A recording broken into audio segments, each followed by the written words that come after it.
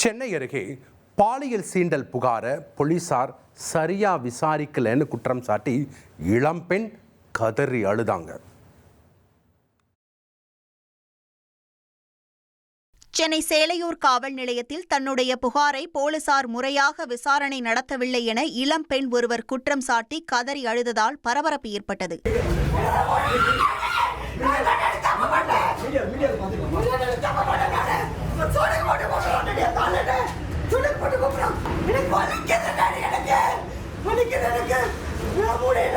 மேடவாக்கத்தில் தனியார் பள்ளி முதல்வராக பணியாற்றும் அந்த பெண் இன்ஸ்டாகிராம் மூலம் பழகிய ஹரிகிருஷ்ணன் என்ற நபர் நேரில் அழைத்து பாலியல் சீண்டலில் ஈடுபட்டதாக தெரிவித்தார். பின்னர் அந்த சம்பவத்தை வீடியோவாக பதிவு செய்ததாக கூறி மிரட்டியதுடன் தொடர்ந்து தன்னை தாக்கி கொலை மிரட்டலும் விடுத்ததாகவும் கூறினார்.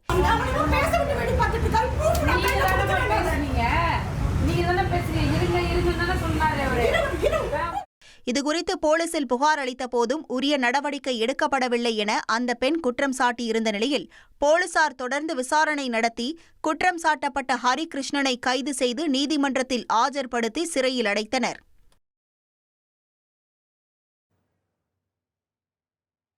தென்காசியில யுகேஜி மாணவி உயிரிழந்த சம்பவத்தில் 2 பேர் கைதாகி இருக்காங்க. தென்காசி மாவட்டம் புளியங்குடியில் பள்ளி வளாகத்தில் கார் மோதி 4 வயது குழந்தை உயிரிழந்த விவகாரத்தில் மதுபோதையில் கார் ஓட்டியதாக கூறப்பட்ட 2 பேர் கைது செய்யப்பட்டுள்ளனர். புளியங்குடியில் நடைபெற்ற இந்த சம்பவம் தமிழகம் முழுவதும் பெரும் அதிர்வலையை கிளப்பியுள்ள நிலையில் சம்பவத்திற்கு நீதி கேட்டு உறவினர்கள் 20 மணி நேரத்திற்கு மேலாக கொல்லம் மதுரை தேசிய நெடுஞ்சாலையில் சாலை மறியலில் ஈடுபட்டனர். போராட்டம் தீவிரமடைந்து பேருந்து நிலையம் முற்றுகையிடப்பட்டதுடன் பள்ளியை தாக்க முயன்றவர்களை போலீசார் தடுப்பு அமைத்து தடுத்து நிறுத்தினர். இதனால் போக்குவரத்து கடுமையாக பாதிக்கப்பட்டது. இதற்கிடையே இந்த விவகாரத்தில் மதுபோதையில் கார் ஓட்டியதாக கூறப்படும் முள்ளிக்குளத்தைச் சேர்ந்த ராம்காந்த் மற்றும் அவருடன் இருந்த செந்தில் ராஜு ஆகியோர் கைது செய்யப்பட்டனர். சுமார் 24 மணி நேரத்திற்கு மேல் நடைபெற்ற சாலை மறியல் போராட்டம் நீண்ட பேச்சுவார்த்தைக்கு பின்பு ஏற்பட்ட சுமூக உடன்பாட்டை தொடர்ந்து போராட்டத்தில் ஈடுபட்டு வந்தவர்கள் கலைந்து சென்றனர். இணை இயக்குனரோட செல்போனை திருடி அக்கவுண்ட்ல இருந்த பணத்தை நூதன முறையில் அபேஸ் பண்ண சம்பவம் சென்னையில் அரங்கேறியிருக்கு. சினிமா இணை இயக்குனரின் செல்போனை திருடி நூதன முறையில் பணம் திருடிய நபரால் பரபரப்பு ஏற்பட்டுள்ளது. சென்னை விருகம்பாக்கத்தை சேர்ந்த சினிமா இணை இயக்குனர் செல்வேந்திரன் அரும்பாக்கத்தில் ஜூஸ் கடைக்கு சென்றபோது அவரது செல்போன் திருடப்பட்டது. சிசிடிவி காட்சிகளில் இளைஞர் ஒருவர் எடுத்து செல்லும் காட்சி பதிவாகியுள்ளது. பின்னர் அந்த நபர் தொடர்பு கொண்டு 1500 ரூபாய் பேரம் பேசி டெலிவரி மூலம் போனை மீண்டும் அனுப்பியுள்ளார். ஆனால் கிடைத்த போன் முழுவதும் ஃபார்மேட் செய்யப்பட்டு புதிய சாஃப்ட்வேர் ஏற்றப்பட்ட நிலையில் இருந்தது. மேலும் போன்பே மூலம் செல்வேந்திரனின் வங்கிக் கணக்கில் இருந்து 5000 ரூபாய் பணம் திருடப்பட்டதும் தெரியவந்தது. இதுகுறித்து வடபழனி காவல் நிலையத்தில் புகார் அளிக்கப்பட்டு விசாரணை நடைபெற்று வருகிறது. செல்போனில் வங்கி தகவல்களை சேமிக்க வேண்டாம் எனவும் குற்றவாளிகளை உடனடியாக கைது செய்ய வேண்டும் எனவும் பாதிக்கப்பட்ட இணை இயக்குனர் செல்வேந்திரன் கோரிக்கை விடுத்துள்ளார். கரூர்ல இயற்கை உபாதை கழிக்க போன சிறுமி விபத்துல பரிதாபமா உயிரிழந்திருக்காங்க.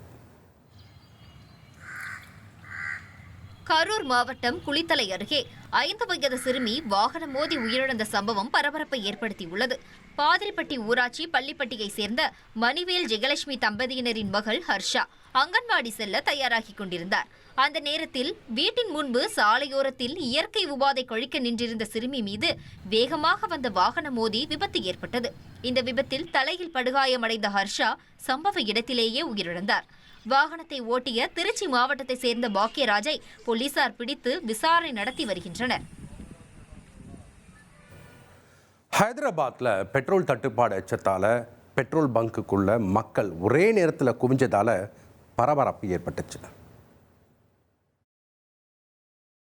ஹைதராபாத்தின் மிக முக்கிய நகர பகுதியான பஞ்சாரா ஹில்ஸில் பெட்ரோல் தட்டுப்பாடு ஏற்படும் என்ற வதந்தியால் அச்சத்தில் மக்கள் பங்குகளில் குவிந்தனர்.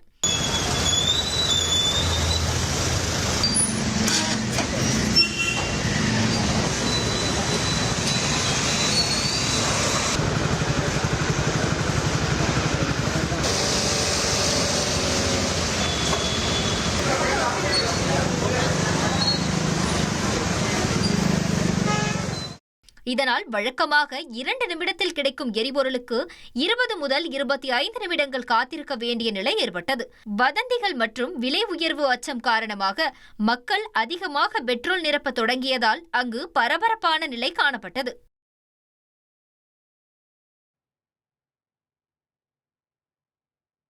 மகாராஷ்டிரா மாநிலம் நாக்பூரில் பெட்ரோல் தட்டுப்பாடு என்ற திடீர் வதந்தி பரவியதால் மக்கள் அச்சத்தில் அதிகமாக பெட்ரோல் வாங்க பங்குகளுக்கு படையெடுத்தனர். இதனால் நீண்ட வரிசையில் காத்திருந்து போக்குவரத்து நெரிசலும் ஏற்பட்டது.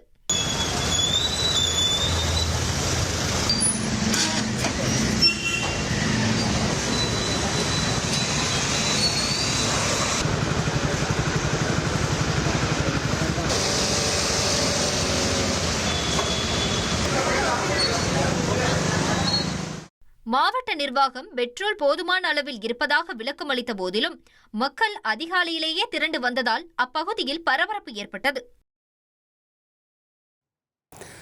மதுரை மாவட்டம் திருமங்கலம் அருகே காணாமல் போன 52 வயதுடைய சரஸ்வதி என்ற பெண் 40 நாட்களுக்கு பின் கல்குவாரியில் சடலமாக மீட்கப்பட்ட சம்பவம் அதிர்ச்சியை ஏற்படுத்தியுள்ளது. செல்போன் தகவலின் அடிப்படையில் சரவணன் என்ற இளைஞரை கைது செய்து விசாரித்த போலீசார் இருவருக்கும் திருமணத்தை மீறிய தொடர்பு இருந்தது தெரிய வந்தது. சரஸ்வதி தன்னை திருமணம் செய்யுமாறு சரவணனிடம் வலியுறுத்திய போது பிரச்சனையில் கம்பியால் தாக்கி கொலை செய்து உடலை சாக்குப்பையில் கட்டி குவாரியில் வீசியதை ஒப்புக்கொண்டார். பின்னர் சிறப்பு நீர்மூழ்கி குழு உதவியுடன் உடல் மீட்கப்பட்ட நிலையில் குற்றம் சாட்டப்பட்ட சரவணன் கைது செய்யப்பட்டார். சென்னையில் அரசு ஊழியரை கத்தியால தாக்கி பணம் பறிக்க முயன்ற சம்பவம் நிகழ்ந்திருக்கு. சென்னையில் அரசு ஊழியர் மற்றும் பிரியாணி கடை ஊழியரை கத்தியால் தாக்கி பணம் பறிக்க முயன்ற சம்பவம் பரபரப்பை ஏற்படுத்தியது. சேப்பாக்கம் அருகே அரசு ஊழியர் குணசேகரனிடம் பணம் கேட்டு மிரட்டிய கும்பல் அவர் மறுத்ததால் தலையில் கத்தியால் தாக்கி தப்பி ஓடினர். இதேபோல் வால்டாக்ஸ் சாலையில் பணம் கேட்டு மிரட்டி பிரியாணி கடை ஊழியரையும் கத்தியால் தாக்கிவிட்டு மர்ம நபர்கள் தப்பித்துள்ளனர். எனவே 2 சம்பவங்களையும் செய்தது ஒரே கும்பலா என்ற கோணத்தில் போலீசார் விசாரணை நடத்தி சிசிடிவி காட்சிகளை ஆய்வு செய்து வருகின்றனர். உத்தரப்பிரதேசத்தில் காவலர்கள் பைக் மீது மோதின காரால பரபரப்பு ஏற்பட்டுச்சு. உத்தரப்பிரதேச மாநிலம் மெயின்புரி பகுதியில் அதிவேகமாக வந்த கார் காவல்துறையினர் சென்ற பைக்கில் மோதியதால் காவலர் ஒருவர் தூக்கி வீசப்பட்ட சம்பவம் அதிர்ச்சியை ஏற்படுத்தியுள்ளது.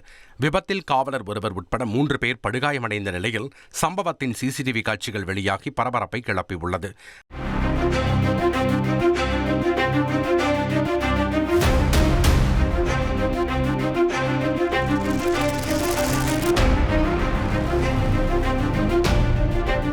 விபத்தை ஏற்படுத்திய கார் ஓட்டுநர் மதுபோதையில் இருந்ததாக கூறப்பட்ட நிலையில் அவரை பொதுமக்கள் சரமாரியாக தாக்கினர். மேலும் இது தொடர்பாக போலீசார் வழக்கு பதிவு செய்து விசாரணை நடத்தி வருகின்றனர். திருப்பூர்ல ஓடும் ரயிலில் ஏற முயன்ற கல்லூரி மாணவர் தவறி விழுந்து பரிதாபமா உயிரிழந்திருக்கார்.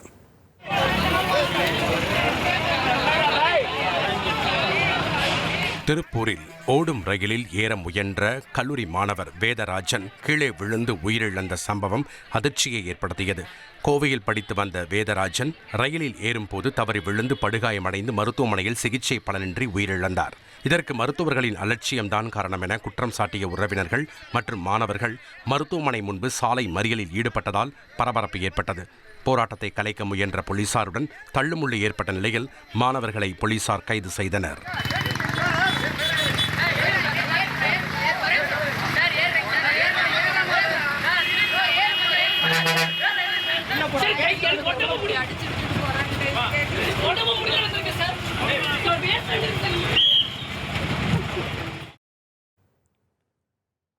கோவையில் மதுக்கடையில் ஏற்பட்ட தகராறு கொலையில் முடிஞ்ச கொடூர சம்பவம் நிகழ்ந்திருக்கு. கோவையில் மதுபான கடையில் ஏற்பட்ட தகராறு கொலையில் முடிந்த சம்பவம் அதிர்ச்சியை ஏற்படுத்தியுள்ளது. சூலூர் அருகே கருமத்தம்பட்டி பொன்னாண்டம்பாளையத்தில் 33 வயதான ஜார்க்கண்ட் மாநிலத்தைச் சேர்ந்த நாராயண் வெட்டுக்காயங்களுடன் கொலை செய்யப்பட்ட நிலையில் மீட்கப்பட்டார். கடந்த 2 ஆண்டுகளாக குடும்பத்துடன் வசித்து வந்த இவர் அரசு மதுபான கடை அருகே ஏற்பட்ட வாய் தகராறை தொடர்ந்து சமரசம் பேசச் சென்ற போது சோட்டா லால், தினேஷ் மற்றும் ஒரு சிறுவன் ஆகியோர் பூளக்காடு பகுதியில் வழி மறித்து அரிவாளால் தாக்கியதில் சம்பவ இடத்திலேயே உயிரிழந்துள்ளார். தப்பிச் செல்ல முயன்ற குற்றவாளிகளை கனியூர் சுங்கச்சாவடி அருகே போலீசார் சுற்றி வளைத்து கைது செய்தனர். இருவர் நீதிமன்ற காவலில் அனுப்பப்பட்ட நிலையில் சிறுவன் கூர்நோக்கு இல்லத்திற்கு அனுப்பப்பட்டார். கரூர் மாவட்டம் குளித்தலை அருகே பள்ளிப்பட்டியில் 5 வயது சிறுமி ஹர்ஷா வாகன விபத்தில் சிக்கி உயிரிழந்த சம்பவம் பெரும் சோகத்தை ஏற்படுத்தியுள்ளது. காலை வீட்டின் முன்பு அங்கன்வாடி செல்வதற்காக சிறுமி காத்து கொண்டிருந்த போது அவ்வழியாக வந்த சரக்கு வாகனம் அவர் மீது மோதியது. இதில் தலையில் பலத்த காயமடைந்த சிறுமி சம்பவ இடத்திலேயே உயிரிழந்தார். தகவல் அறிந்து வந்த தோகைமலை போலீசார் விபத்துக்கு காரணமான வாகன ஓட்டுநர் பாக்யராஜை கைது செய்து தீவிர விசாரணை நடத்தி வருகின்றனர்.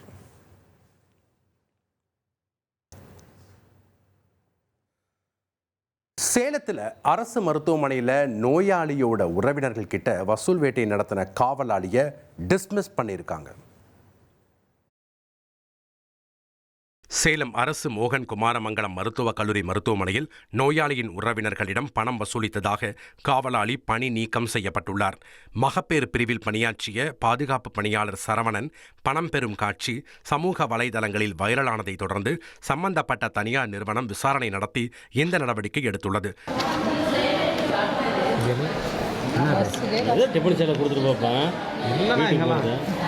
இல்லையா நாங்களே இல்லாமல் தான் நாங்களே போகிறோம். என்ன இல்லைன்னா போகிறோம் நைட்டு போல் காவலை கறி மனசாச்சு இல்லையா டெலிவரிக்கு நாங்கள் டிஃபன் சேலை கொடுக்குறது எவ்வளோ 1000 ரூபா கேட்குறாங்க. என்ன சந்தோஷமாக கொடுத்துட்டு போகலாம். புரியுதா? நீங்கள்லாம் ஒரு லேடிஸ் உங்களுக்கு தெரியாது ஒன்று இந்த கொசுக்களில் இல்லை எவ்வளோ பிரச்சனை சந்திச்சு சண்டை போடணும் ஆளில் விடிகால கண்ணு பிடிச்சிட்டு குழந்தை திருட்டு போகணும். நான் வீட்டுக்கு போகும்போது இந்த டிஃபன் சேலை இதுக்கு அது என்ன பாய்க்கும் மனசுலன்னு சொல்லி கூட ஒத்துக்கிறேன். பஸ்ஸுக்கு காசு இல்லைன்னா அதை வச்சு தான் போட்டு என்ன பண்ணுறது பாஸ் கொடுங்க. தினமும் ஆயிரக்கணக்கான நோயாளிகள் சிகிச்சை பெறும் இந்த மருத்துவமனையில் பணியாளர்கள் நோயாளிகளிடம் அல்லது அவர்களின் உறவினர்களிடம் பணம் பெற்றால் கடும் நடவடிக்கை எடுக்கப்படும் என எச்சரிக்கை விடுக்கப்பட்டுள்ளது. சத்தீஸ்கரில் பறவை காய்ச்சல் பரவலால் மக்கள் பீதி அடைஞ்சிருக்காங்க. சத்தீஸ்கர் மாநிலம் பிலாஸ்பூர் மாவட்டத்தில் உள்ள அரசு கோழி பண்ணையில் பறவை காய்ச்சல் பரவியதால் 4400க்கும் மேற்பட்ட கோழிகள் உயிரிழந்ததாக தகவல்கள் வெளியாகியுள்ளது. மேலும் இறப்பிற்கு காரணம் ஏவியன் இன்ஃப்ளூயன்சா தொற்றுதான் காரணம் என்பது உறுதி செய்யப்பட்டதை அடுத்து பாதிக்கப்பட்ட இடத்திலிருந்து 10 கிலோமீட்டர் பகுதி கண்காணிப்பு மண்டலமாக அறிவிக்கப்பட்டது. பாதிப்பு மண்டலத்தில் உள்ள கோழிகள், முட்டைகள், தீவனங்கள் அனைத்தும் அழிக்கப்பட உள்ளதுடன் கண்காணிப்பு பணிகள் தீவிரமாக்கப்பட்டுள்ளது. நர்வாய்ப்பாக மனிதர்களுக்கு இதுவரை தொற்று பதிவாகவில்லை என கால்நடைத்துறை இணை இயக்குனர் GS தன்வார் தெரிவித்தார். அன்பை கூட தவறா பார்க்கும் கண்களை நாம் என்ன செய்ய முடியும்னு பாலிவுட் நடிகர் ராகேஷ் பேடி கேள்வி எழுப்பியிருக்காரு. பாலிவுட் நடிகர் ராகேஷ் பேடி மீது எழுந்த சர்ச்சைக்கு அவர் பதிலளித்து வருத்தம் தெரிவித்துள்ளார். துரந்தர் பட விழாவில் நடிகை சாரா அர்ஜுனை கட்டிப்பிடித்து தோளில் முத்தமிட்டது குறித்து சமூக வலைதளங்களில் விமர்சனங்கள் எழுந்தன. பேத்தி வயதுள்ள நடிகையிடம் இப்படி நடந்து கொள்ளலாமா என பலரும் கேள்வி எழுப்பினர். இதற்கு பதிலளித்த ராகேஷ் பேடி, படத்தில் சாரா என் மகளாக நடித்தார். படப்பிடிப்பு காலத்தில் எங்களுக்குள் தந்தை மகள் பாசம் உருவானது.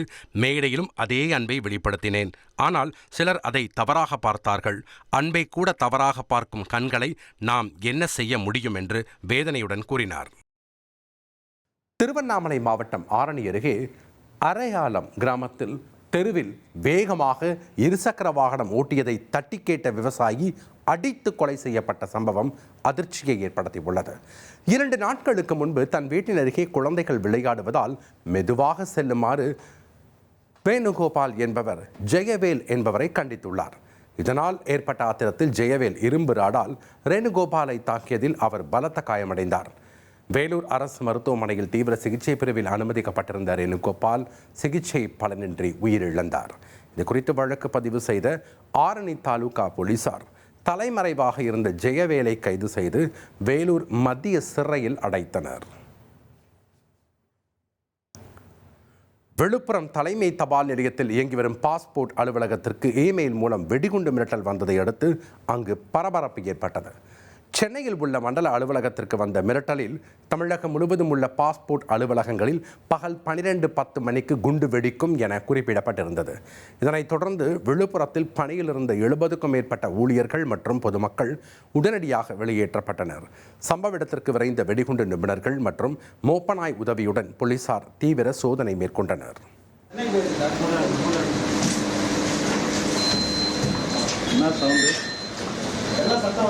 கூட வரும்.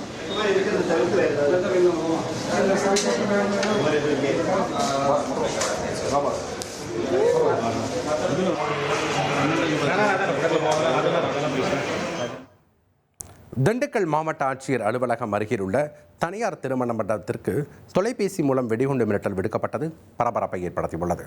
வேடச்சந்தூரைச் சேர்ந்தவரின் திருமண நிகழ்விற்காக உறவினர்கள் குவிந்திருந்த நிலையில் மர்ம நபர்களின் மிரட்டலை தொடர்ந்து அனைவரும் உடனடியாக வெளியேற்றப்பட்டனர். மோப்பநாய் மற்றும் மெட்டல் டிடெக்டர் கருவிகளுடன் காவல்துறையினர் தீவிர சோதனையில் ஈடுபட்டனர். இதனால் மண்டபத்தில் நடைபெறவிருந்த திருமணம் பாதியிலேயே நிறுத்தப்பட்டு அருகில் உள்ள கோவிலில் அவசரமாக நடத்தி முடிக்கப்பட்டது. இந்த திருமண விழாவில் நடிகர் SP சேகர் கலந்து கொள்ளவிருந்த நிலையில் விடுக்கப்பட்ட இந்த வெடிகுண்டு மிரட்டல் குறித்து போலீசார் தீவிர விசாரணை நடத்தி வருகின்றனர். உத்தரப்பிரதேச மாநிலம் முன்னாள் பகுதியில் தேசிய நெடுஞ்சாலையின் மையப்பகுதியிலேயே மின்கம்பம் ஒன்று அகற்றப்படாமல் அப்படியே விடப்பட்டுள்ளது பெரும் சர்ச்சையை ஏற்படுத்தியுள்ளது. புதிய நெடுஞ்சாலை அமைக்கும் பணியின் போது அங்கிருந்த மின்கம்பங்களை அகற்றிவிட்டு சாலையை அமைக்காமல் அதிகாரிகள் மின்கம்பிகளை அப்படியே விட்டுவிட்டு சாலையை அமைத்துள்ளதாக பொதுமக்கள் குற்றம் சாட்டியுள்ளனர். அதிவேகமாக வரும் வாகனங்கள் இந்த மின்கம்பத்தில் மோதி விபத்திற்குள்ளாகும் அபாயம் உள்ளதால் பயணிகளின் உயிருக்கு உலை வைக்கும் இந்த மின்கம்பத்தை உடனடியாக அகற்ற வேண்டும் என வாகன ஓட்டிகள் கோரிக்கை விடுத்துள்ளனர். बगल से निकाले जब तो बगल से आप निकालिए, कोई दिक्कत तीनों खंभा ले लो ना, ये तीनों है भाई जी, ले लो तीनों ले लो, मत तो बस काम खत्म नहीं, हट जाएगा बस ये हटवा दो. உதகை சேரிங் கிராஸ் பகுதியில் உள்ள உணவகத்தின் கதவை உடைத்து உள்ளே புகுந்த திருடன் கல்லாவில் பணம் இல்லாததால் செல்போன் சார்ஜர் மற்றும் திணை உருண்டைகளை திருடிச் சென்ற விசித்திர சம்பவம் நடந்துள்ளது. பூமாலை வணிக வளாகத்தில் உள்ள சிற்றுண்டி உணவகத்தில் புகுந்த அந்த மர்ம நபர் டார்ச் லைட் உதவியுடன் தேடியும் 500 ரூபாய்க்கும் குறைவான பணமே கிடைத்துள்ளது. இதனால் விரக்தி அடைந்த திருடன் அங்கிருந்த சார்ஜர் மற்றும் தின்பண்ட டப்பாவில் இருந்த திணை உருண்டைகளை எடுத்துக்கொண்டு தப்பி ஓடினான். இதே நபர் அருகிலுள்ள மற்ற கடைகளிலும் கைவரிசை காட்டியுள்ளது CCTV காட்சிகள் மூலம் உறுதியாகி உள்ள நிலையில் போலீசார் அவரை தீவிரமாக தேடி வருகின்றனர்.